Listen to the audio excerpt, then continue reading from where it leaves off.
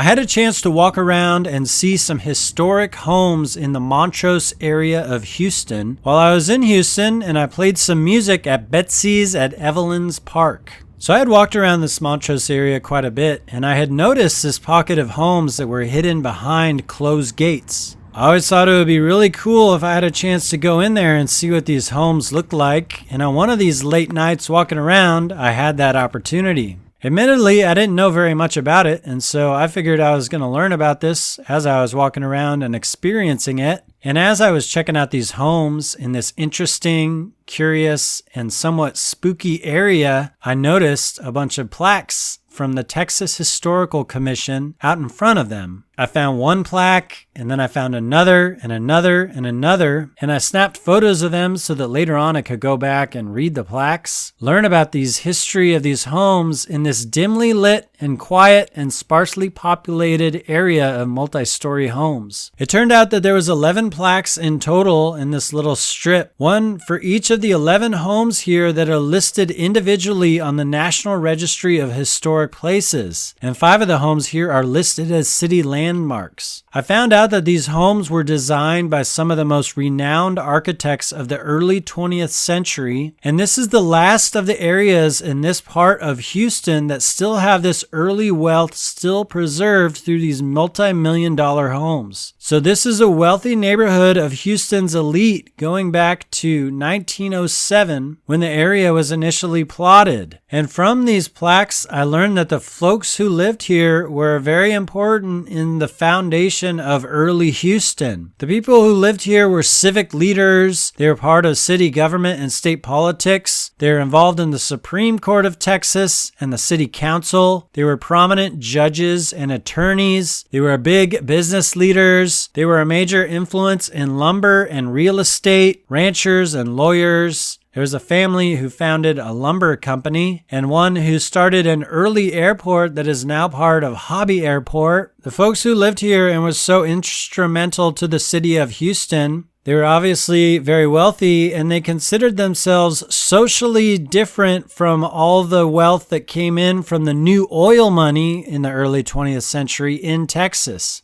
And they themselves had experiences that were beyond the state of Texas, and that broad, more national and worldly perspective that they had was influenced in the architecture of the homes that you see here. From the Tudor Revival style to Colonial Revival homes, Georgian Revival style, Neoclassical, and Beaux Arts styles of the homes. So I had a lot of fun walking through this neighborhood on this late night, checking out a unique aspect of Houston's hidden history. And while I was in Houston, I played music at Betsy's and Evelyn's Park, which itself has some unique and interesting history. But I had a good time there playing some music for the folks hanging out. Because sometimes we're living in the darkness and sometimes we're living in the light.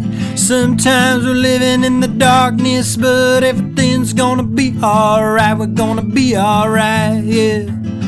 We're gonna be alright. Thanks for checking out this video. I'm posting all about the music scene of Texas and touring around Texas here on my YouTube channel. You could click on my YouTube channel and check out those thumbnails and see which topics you're interested in. Give those videos a view, and thanks for giving this video a view.